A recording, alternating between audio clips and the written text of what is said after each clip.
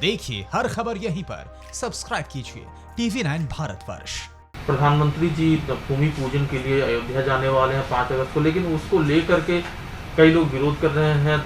असदुद्दीन ओवैसी वो अपना विरोध जताते हुए कह रहे हैं कि अगर प्रधानमंत्री जी ऑफिशियल कैपेसिटी से जा रहे हैं तो पीएम ने जो ओथ लिया है कॉन्स्टिट्यूशन का, उसका वायलेशन होगा। उनका ये भी कहना है कि बाबरी मस्जिद 400 साल से खड़ी थी, हम उसको भूल नहीं सकते हैं, और किस तरह से 1992 में एक क्रिमिनल मॉब ने उसको डिमोलिश किया।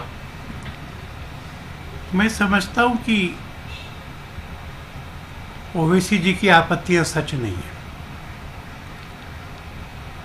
5 जजों की बेंच ने निर्णय किया कि यहां रामलला का जन्म हुआ, ऐसी मान्यता सत्य है। यह भूमि रामलला की है, यह भी सत्य है, और यहां पर मंदिर बनना चाहिए। इस निर्णय को सबने स्वीकार किया है। इस भूमि के एवज में एक दूसरी भूमि ये मुसलमान स्वीकार कर चुके हैं।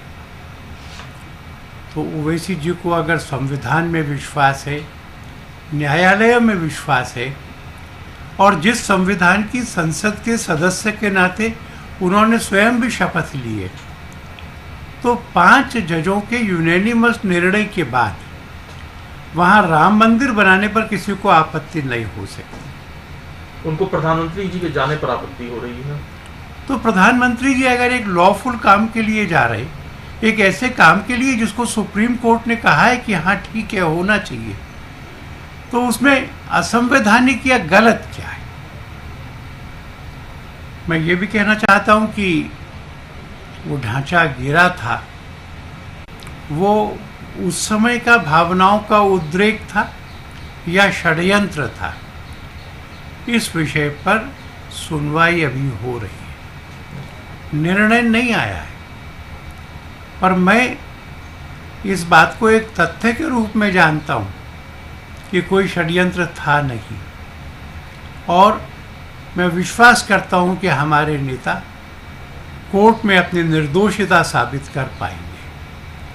इसलिए जो चीज़ कानून सम्मत है वह हो रही है, जो जन भावनाओं के सम्मत है वह हो रही है, जो श्रुति और आप्त प्रमाणों से सम्मत है वो हो रही है। 500 साल से जिसकी प्रतीक्षा हिंदू समाज कर रहा था, 76 संघर्ष हुए, लाखों बलिदान हुए, ये उन सब अपमानों का प्रतिकार है जो विदेशी हमलावरों ने भारत की उस समय की पराजित जाति को लज्जित करने के लिए किए थे। प्रधानमंत्री का जाना कानून के भी सम्मत है, जन भावनाओं के भी सम्मत है।